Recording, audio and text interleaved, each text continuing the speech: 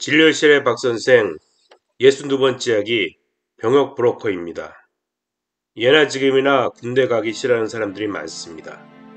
솔직히 군인으로 성공하려는 사람들을 제외하고 군대에 가고 싶은 사람은 없습니다.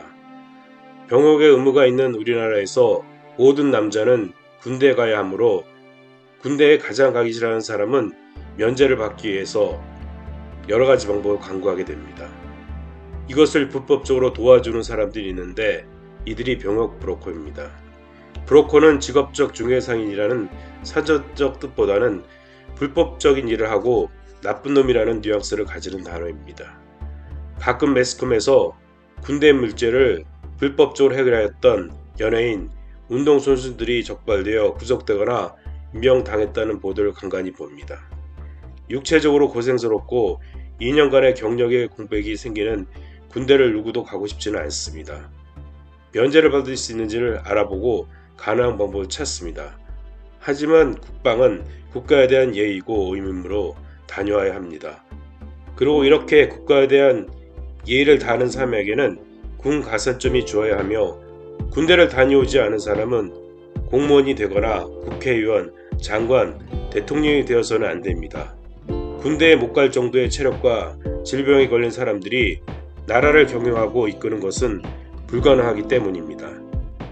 그런 면에서 병역 브로커는 국가에 대한 모독입니다. 그런데 이런 병역 브로커의 역할을 나도 한 적이 있습니다. 물론 군대 면제를 위한 브로커가 아니라 군대 못 가는 사람을 입대시킨 브로커의 역할이었습니다. 지휘도에서 과장으로 근무를 하고 있었을 때였습니다.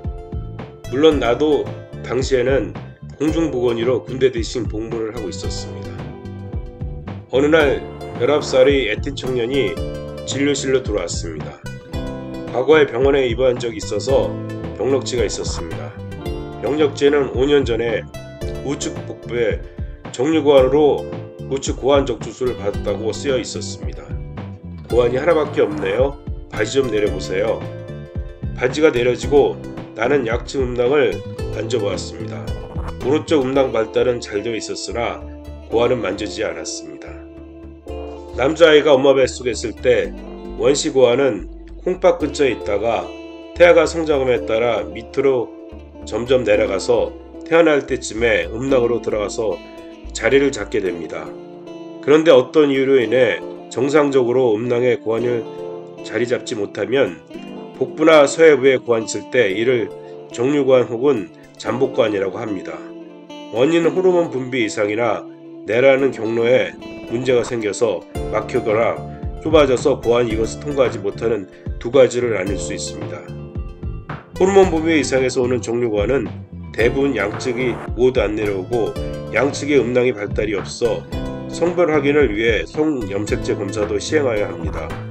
경로의 문제는 주로 한쪽에 나타나고 고환이 음낭이 없으므로 음낭의 발진이 더디거나 없습니다. 치료는 가능하면 만 1살 이전에 고환을 복부나 서해부에서 음낭으로 내려주는 수술이 원칙입니다. 고환이 뱃속에 오래 있으면 뱃속의 온도가 음낭보다 높고 여러가지 유해물질을 접하게 되어 고환 실질의 변형이 와서 나중에 고환음이 발생하는 데는 빈도가 높아지므로 꼭 수술해야 합니다. 수술 중에 고환의 상태가 안 좋거나 변형이 되었거나 너무 위에 있어 박리가 불가능하여 음낭까지 내릴 수 없으면 할 수 없이 제거를 합니다. 고환 적주술을 한 환자는 나중에 어린이 된 후에 미관상에 문제가 있으므로 실리콘으로 무균 처리를 하여 만든 인조 고환 삽입술을 시행하여 두 쪽이 모두 이쁘게 보이도록 합니다. 이 청년은 인조 고환 삽입술이 필요했습니다. 그런데 환자는 어렸을 적에 부모가 모두 돌아가셔서 할머니와 둘이서 살고 있었습니다.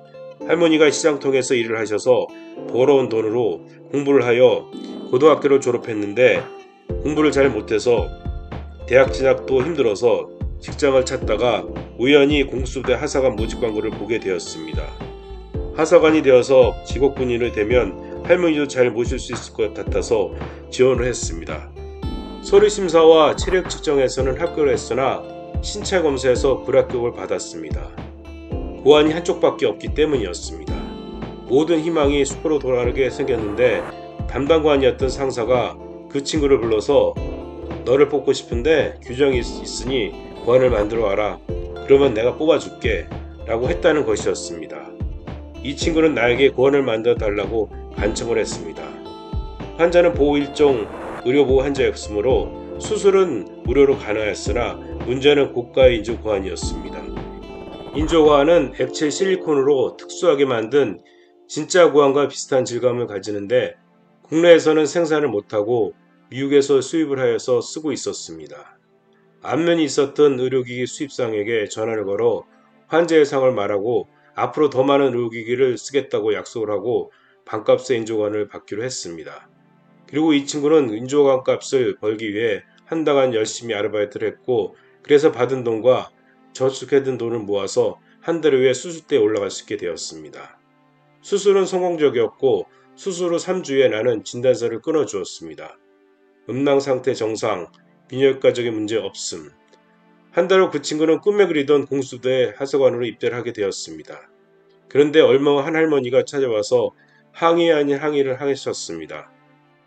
우리 손자가 그 무섭다는 공수부대에 갔다고 하영 선생님이 수술해줘서 영하겠다고 합주게 어떡합니까 우리 손자 불쌍해서.